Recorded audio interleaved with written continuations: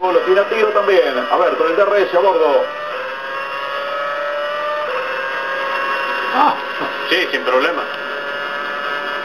Mucho más rápido el auto, lo veníamos advirtiendo, 3 segundos más rápido por vuelta era Checo Pérez, que ya está tercero en la carrera. Alonso queda cuarto, está sumando 12 puntos para el campeonato. Sus rivales directos, Vettel y Weber, están atrás todavía de Fernando Alonso, el que descuenta muchísimo ahora.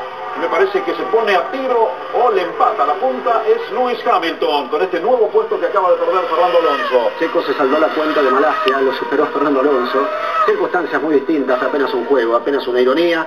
Para un Checo que cuando ve las fisuras para poder hacer una sola parada, lo hace, lo interpreta fantástico, cuida la goma. Me parece que como casi ningún piloto del parque de la Fórmula 1, y después en los últimos giros saca todo el crédito, toda la diferencia que le hizo justamente esa buena gestión. Lo de Alonso no son gomas, son remos. Y no llame la atención que siga perdiendo posiciones